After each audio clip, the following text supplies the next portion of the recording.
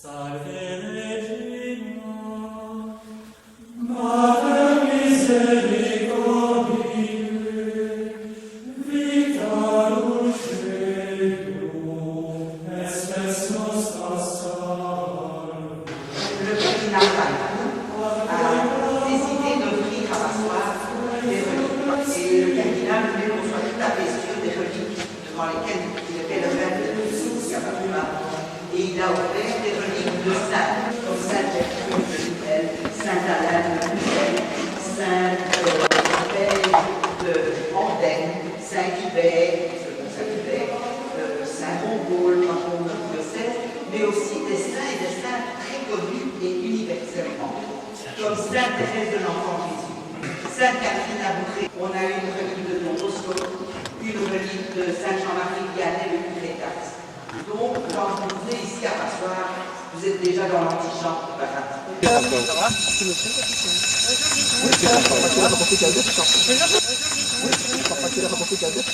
tout le monde. Bonjour. Tu vas bien? Bonjour Marie, ça va? C'est bien, toi aussi? Bonjour. Bonjour. Bonjour. Voilà, on fait 50 000. Celui-là, il s'arrête. Oui, ben voilà, peut-être qu'il y a il ralentit, hein? Oh, ça c'est génial comme chapeau, là. Ça c'est bien. C'est bien, dit. Ça c'est vivant. Ça c'est vivant. Les amis, on va commencer ici, c'était à long. Attention, attention, voiture.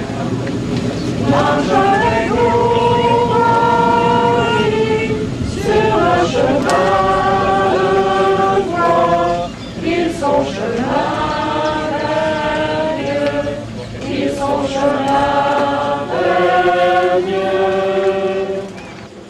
La lumière en chemin, joyeuse tu t'élances, prophète de celui qui a pris corps en toi. La parole a surgi, tu es sa désordance, et tu franchis les monts pour emporter la voie.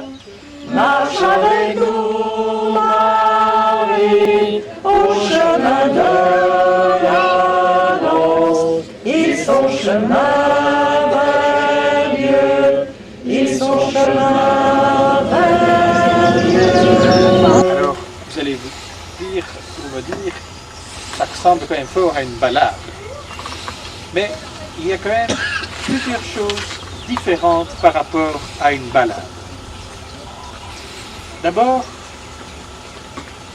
nous ne marchons pas au hasard. Nous allons marcher vers. Et nous marchons vers un endroit consacré. Notre-Dame de Bassoivre, qui est un lieu de pèlerinage très ancien. Les traces remontent à 1050. La deuxième chose, c'est qu'on ne se promène pas, mais on marche. On marche. Et pourquoi est-ce que j'insiste là-dessus? Parce qu'un pèlerinage, c'est à l'image de notre vie chrétienne. Notre vie, toute notre vie chrétienne, c'est un long pèlerinage vers la maison du Père. Et notre vie, c'est par monts et par vaux, et il y a des jours où notre vie ressemble à une autoroute, et il y a des vies où il y a des jours où notre vie ressemble à des petits chemins sinueux, remplis de boue ou remplis d'orties. Bon. Dans notre vie aussi, il arrive que nous avons parfois mal aux pieds. Il y a des jours où on est fatigué, il y a des jours où on a soif. Eh bien, c'est ce qu'on éprouve aussi quand on fait un pèlerinage. Et la troisième chose qui nous distingue d'une balade, c'est que nous le faisons en église. On le fait ici en unité pastorale avec des représentants des 5 paroisses.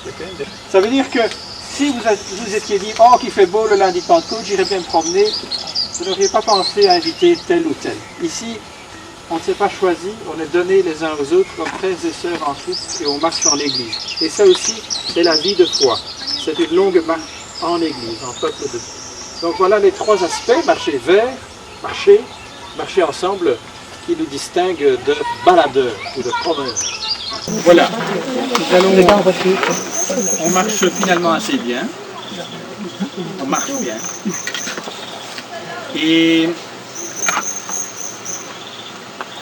finalement, le premier marcheur, c'était le premier croyant, c'est Abraham. Quand vous ouvrez le livre de la Genèse, il y a Abraham qui a tout ce qu'il lui faut. Il y a une femme charmante, il y a des troupeaux à n'en plus finir, il y a tout le personnel qu'il lui faut, mais il n'a pas d'enfant et le Seigneur lui dit, Abraham, je vais te donner une descendance. Abraham est celui qui a eu l'audace de croire à la promesse de Dieu, que Dieu allait lui donner sens à sa vie en lui donnant une descendance, et Abraham s'est mis en marche. La Bible ajoute même, quand Abraham quitta Aram, il avait 75 ans. Donc, et dans l'Épître aux Hébreux, bien plus tard, dans le Nouveau Testament, il est dit ceci. Grâce à la foi, Abraham obéit à l'appel de Dieu. Il partit vers un pays qui devait lui être donné comme héritage. Et il partit sans savoir où il allait. Grâce à la foi, il vint séjourner comme un étranger dans la terre promise. C'est dans un campement qu'il vivait. Et de même Isaac et Jacob, qui furent héritiers de la même promesse que lui. C'est dans la foi qu'ils sont morts sans avoir connu la réalisation des promesses. Mais ils l'avaient vu et salué de loin, affirmant que sur la terre ils étaient des étrangers et des voyageurs.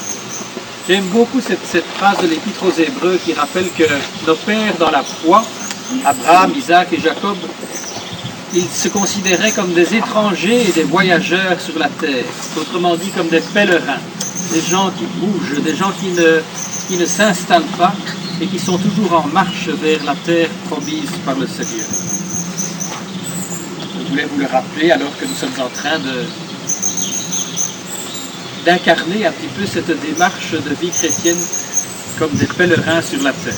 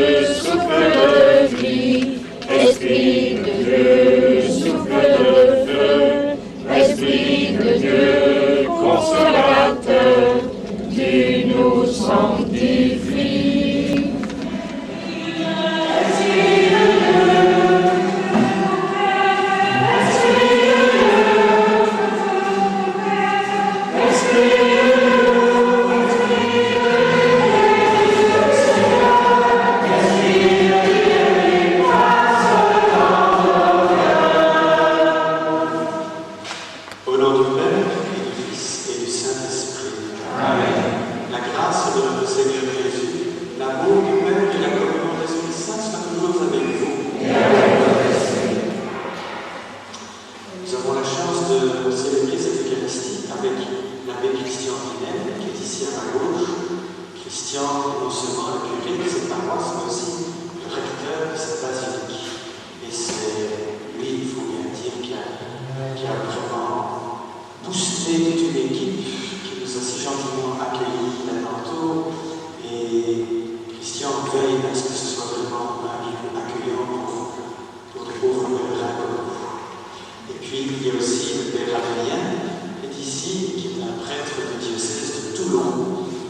étais en visite ici, chez Christian et la paroisse de Passoire. J'aime beaucoup les messes de pèlerinage comme ça, quand il fait chaud, quand il y a la poussière, quand on sent un peu la transpiration. Ça c'est notre humanité. Ça c'est pas du chiquet. Ça c'est nous. Et c'est nous accueillis chez Notre-Dame. Nous confions à elle et nous lui demandons de prier pour nous. Nous confions entièrement à elle et sa prière bienveillante.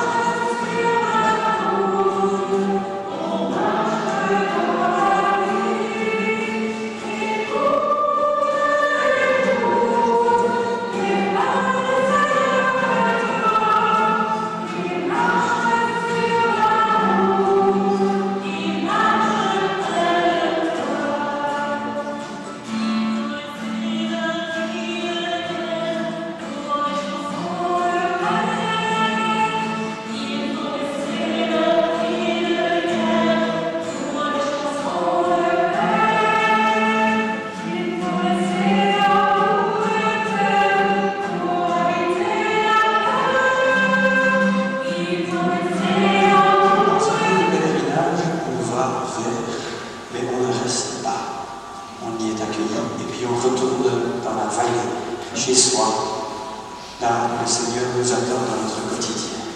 Alors au terme de cette belle journée, confions-nous une dernière fois à Marie, notre Mère en chemin.